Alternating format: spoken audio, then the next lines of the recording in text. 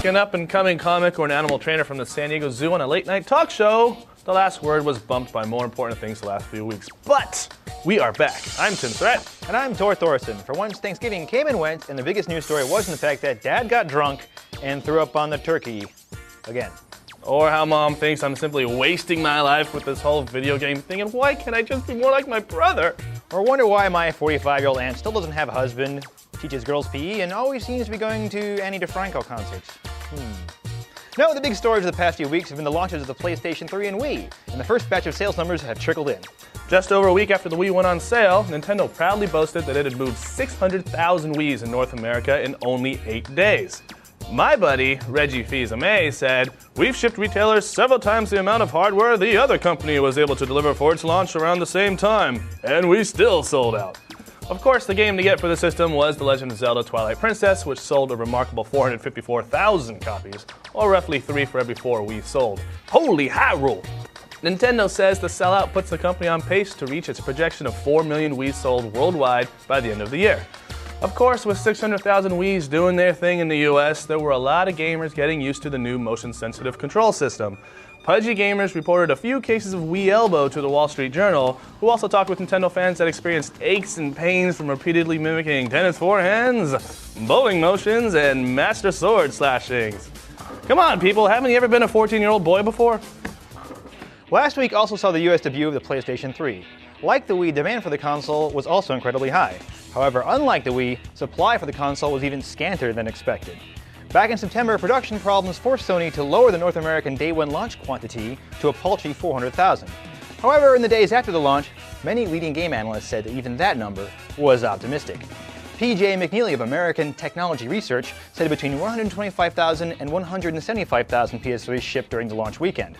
Retail expert Sue Ann Roberts was even harsher, telling the Bloomberg News Service that she believes that less than 200,000 PS3s will make it to the US and Canada in 2006. That's 1/5 the 1 million unit estimate that Sony is still touting to anyone who will listen. Sony did, however, officially declare that the first shipment of PS3s had sold out by the holiday commonly called Turkey Day. So rather than eat crow at Christmas... Thank you, he'll be here all the week. So rather than eat crow at Christmas, many prospective PS3 buyers took to eBay to try and track down one of the elusive consoles. From November 17th to November 24th, the first 8 days the PS3 should have been on store shelves, 14,675 PS3s were sold on the auction site for an average price of $1,186.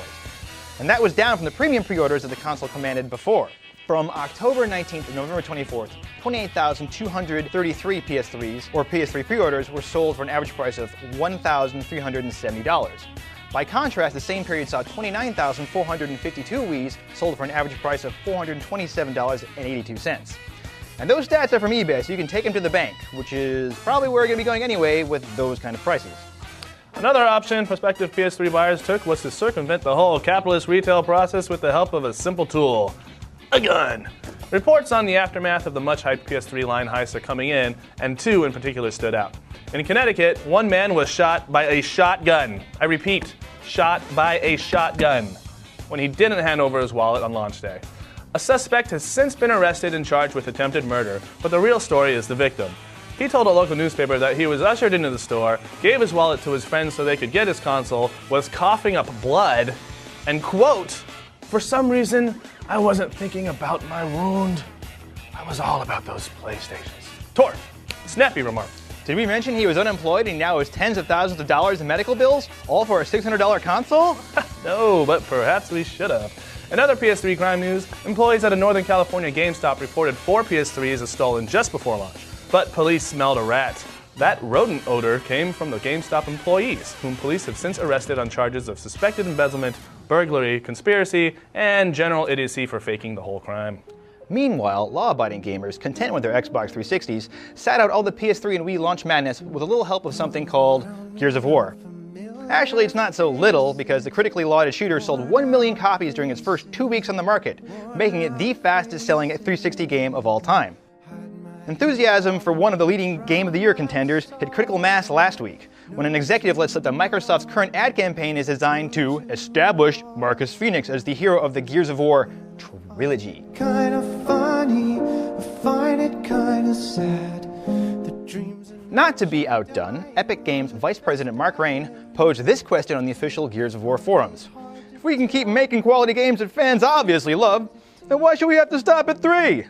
And then this led to rumors of a 4th Gears of War and even a real-time strategy game a la Halo Wars. But for now, Microsoft will only say that it is discussing future plans for this very exciting franchise, meaning that at least one sequel is pretty much a lock. So keep reading GameSpot news, kids. If our site traffic holds up, you'll be able to go down to news.gamespot.com in 2020 to read all about the Gears of War 7 announcement. Now let's travel into the future, where Brendan Sinclair does battle with damn dirty apes. Brendan? Sorry, Tor. We here in the future have officially embraced our simian overlords. And you would too if you'd ever gotten a taste of one of their fecal shrapnel grenades. You may remember the PlayStation 3 launch a couple weeks ago was marked by delays, shortages, less than stellar reviews, and a rash of muggings. Of course, that can mean only one thing for the people who orchestrated such a launch: promotions all around.